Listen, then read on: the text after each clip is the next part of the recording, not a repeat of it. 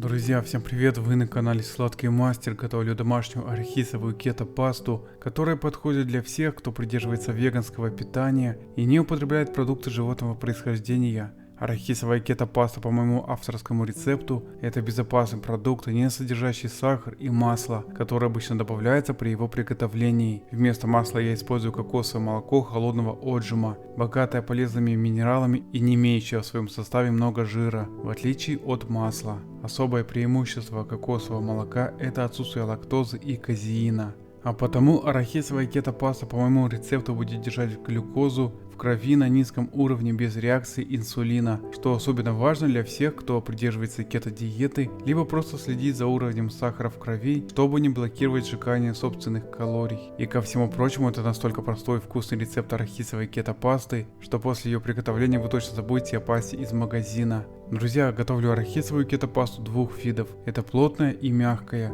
а потому досмотрите до конца и выберите для себя тот вариант, который понравился. Более подробное описание рецепта, а также особенности и меры назначения по продуктам вы можете посмотреть в рекомендациях, которые я всегда оставляю под каждой публикацией.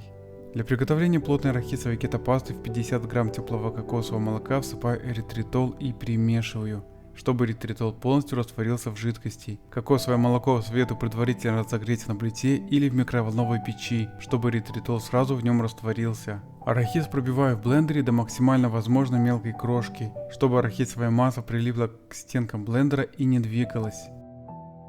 Снимаю налипшую массу со стенок чаши и вливаю 50 грамм сладкого кокосового молока. Пробиваю блендером до максимально возможного состояния, чтобы арахисовая масса перестала двигаться в чаше блендера. Вливаю оставшиеся 70 грамм кокосового молока. Пробиваю тщательно блендером, чтобы получилась арахисовая паста. Друзья, хочу напомнить, что сейчас я готовлю плотную арахисовую пасту с использованием 120 грамм кокосового молока. А далее я покажу, как из этой пасты сделать привычную мягкую арахисовую пасту. Посмотрите, какая плотная и текстурная арахисовая кето-паста получилась. Вот именно из такой плотной арахисовой кето-пасты мне нравится готовить бутерброды, намазывая ее на зерновой хлеб или льняные лепешки.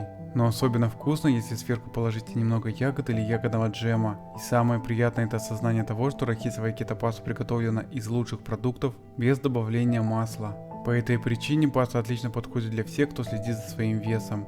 Друзья, давайте теперь покажу мягкий вариант арахисовой кето-пасты. В приготовленную пасту добавляю 150 грамм кокосового молока. Пробиваю погруженным блендером до однородности. Вы можете продолжить пробивать все в чашу для блендера, но мне хочется показать все наглядно для вас. Таким образом, чтобы приготовить плотную арахисовую пасту, как я делал на бутерброды, понадобится 120 грамм кокосового молока, а для приготовления мягкой арахисовой пасты необходимо 270 грамм кокосового молока. Вот такая мягкая и привычная по текстуре арахисовая паста получилась. Облегченная арахисовая кето-паста — это отличный вариант для завтрака или перекуса. Очень удобно хранить такую пасту в холодильнике и при необходимости достать и намазать на хлеб или другую выпечку. Комбинация арахиса и кокосового молока — это отличное сочетание ингредиентов в одном продукте. Полезная и вкусная арахисовая кето-паста — это отличное начало дня для всех, кто следит за своим здоровьем или придерживается кето-диеты. А учитывая, что в продукте отсутствуют ингредиенты животного происхождения, паста также подходит для веганов. Простота приготовления — это существенный плюс в этом рецепте. Спасибо, мои дорогие, за подписку, лайки и комментарии, тем самым продвигаете канал.